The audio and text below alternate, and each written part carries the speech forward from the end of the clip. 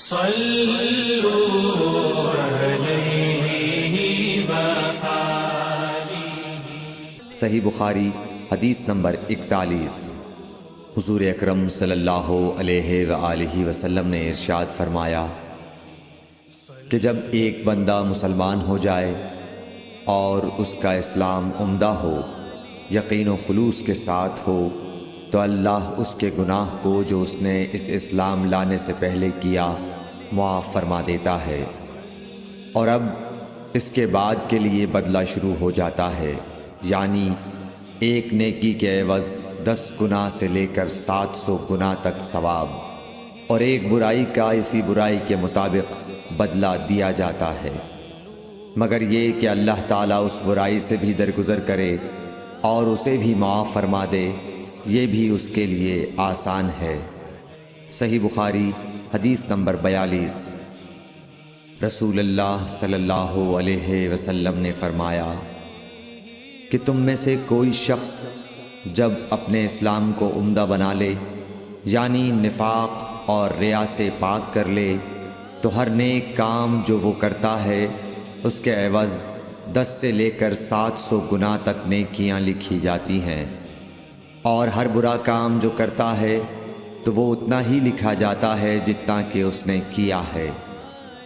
صحیح بخاری حدیث نمبر 43۔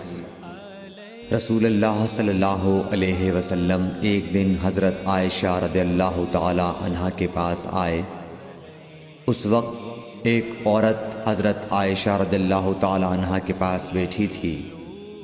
آپ صلی اللہ علیہ وسلم نے دریافت کیا، یہ کون ہے؟ عرض کیا، فلاں عورت، اور اس کی نماز کے اشتیاق اور پابندی کا ذکر کیا۔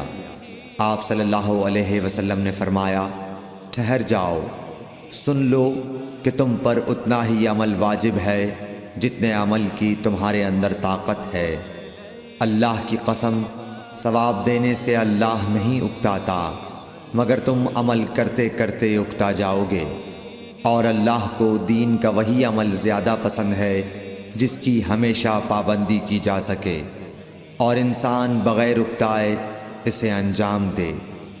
صحیح بخاری حدیث نمبر 44۔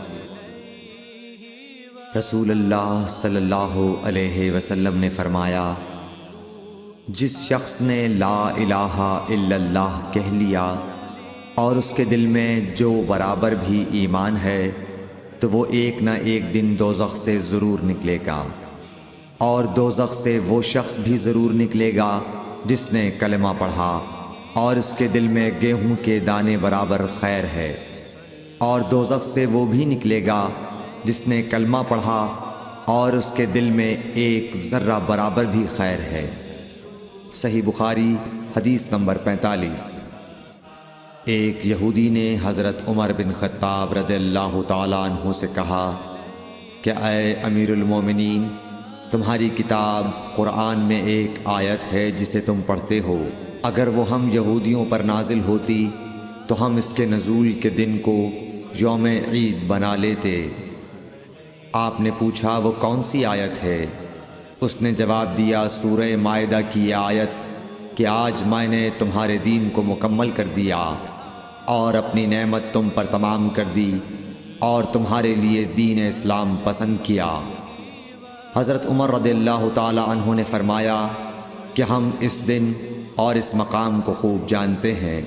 جب یہ آیت رسول اللہ صلی اللہ علیہ وسلم پر نازل ہوئی، اس وقت آپ صلی اللہ علیہ وسلم عرفات میں جمعے کے دن کھڑے ہوئے تھے۔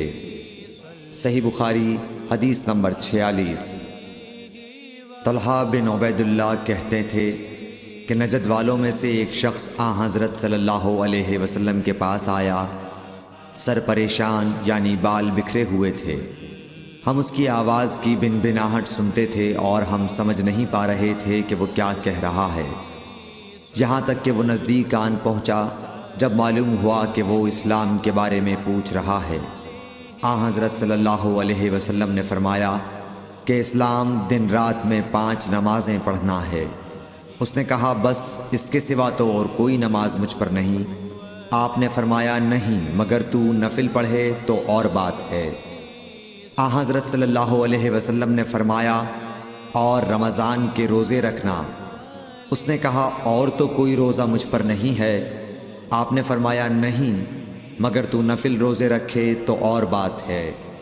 طلحہ نے کہا اور حضرت صلی اللہ علیہ وسلم نے اس زکوٰۃ کا بیان کیا۔ وہ کہنے لگا کہ بس اور کوئی صدقہ مجھ پر نہیں ہے؟ آپ نے فرمایا نہیں، مگر یہ کہ تو نفل صدقہ دے تو اور بات ہے۔ پھر وہ شخص پیٹھ موڑ کر چلا گیا، یوں کہتا جاتا تھا قسم خدا کی میں نہ اس سے بڑھاؤں گا نہ گھٹاؤں گا۔ حضرت صلی اللہ علیہ وسلم نے فرمایا اگر یہ سچا ہے تو اپنی مراد کو پہنچ گیا۔ صحیح بخاری حدیث نمبر 47۔ حضرت صلی اللہ علیہ وسلم نے فرمایا جو کوئی ایمان رکھ کر اور ثواب کی نیت سے کسی مسلمان کے جنازے کے ساتھ جائے اور نماز اور دفن سے فراغت ہونے تک اس کے ساتھ رہے تو وہ 2 قیرات ثواب لے کر لوٹے گا۔ ہر قیرات اتنا بڑا ہوگا جیسے احد کا پہاڑ۔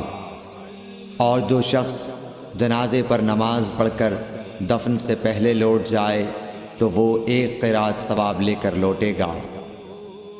صحیح بخاری حدیث نمبر 48۔ حضرت صلی اللہ علیہ وسلم نے فرمایا کہ مسلمان کو گالی دینے سے آدمی فاسق ہو جاتا ہے اور مسلمان سے لڑنا کفر ہے۔ صحیح بخاری حدیث نمبر 49۔ حضرت صلی اللہ علیہ وسلم اپنے حجرے سے نکلے، لوگوں کو شب قدر بتانا چاہتے تھے وہ کون سی رات ہے۔ اتنے میں 2 مسلمان آپس میں لڑ پڑے۔ آپ صلی اللہ علیہ وسلم نے فرمایا میں تو اس لیے باہر نکلا تھا کہ تم کو شب قدر بتلاؤں، اور فلاں فلاں آدمی لڑ پڑے تو وہ میرے دل سے اٹھا لی گئی، اور شاید اسی میں کچھ تمہاری بہتری ہو۔ تو اب ایسا کرو کہ شب قدر کو رمضان کی 27ویں، 29ویں اور 25ویں رات میں ڈھونڈا کرو۔ صحیح بخاری حدیث نمبر 50۔ ایک دن حضرت صلی اللہ علیہ وسلم لوگوں میں تشریف فرما تھے کہ آپ کے پاس ایک شخص آیا اور پوچھنے لگا کہ ایمان کسے کہتے ہیں۔ آپ صلی اللہ علیہ وسلم نے فرمایا کہ ایمان یہ ہے کہ تم اللہ پاک کے وجود اور اس کی وحدانیت پر ایمان لاؤ، اور اس کے فرشتوں کے وجود پر، اور اس اللہ کی ملاقات کے برحق ہونے پر، اور اس کے رسولوں کے برحق ہونے پر، اور مرنے کے بعد دوبارہ اٹھنے پر ایمان لاؤ۔ پھر اس نے پوچھا کہ اسلام کیا ہے؟ آپ صلی اللہ علیہ وسلم نے پھر جواب دیا کہ اسلام یہ ہے کہ تم خالص اللہ کی عبادت کرو اور اس کے ساتھ کسی کو شریک نہ بناؤ، اور نماز قائم کرو، اور زکوٰۃ فرض ادا کرو، اور رمضان کے روزے رکھو۔ پھر اس نے احسان کے متعلق پوچھا۔ آپ صلی اللہ علیہ وسلم نے فرمایا احسان یہ ہے کہ تم اللہ کی عبادت اس طرح کرو گویا تم اسے دیکھ رہے ہو۔ اگر یہ درجہ نہ حاصل ہو تو پھر یہ تو سمجھو کہ وہ تم کو دیکھ رہا ہے۔ پھر اس نے پوچھا کہ قیامت کب آئے گی؟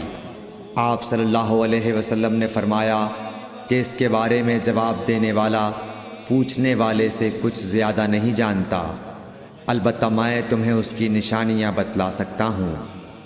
وہ یہ ہیں کہ جب لونڈی اپنے آقا کو جنے گی، اور جب سیاہ اونٹوں کے چرانے والے دیہاتی لوگ ترقی کرتے کرتے مکانات کی تعمیر میں ایک دوسرے سے بازی لے جانے کی کوشش کریں گے، یاد رکھو قیامت کا علم ان 5 چیزوں میں ہے جن کو اللہ کے سوا کوئی نہیں جانتا۔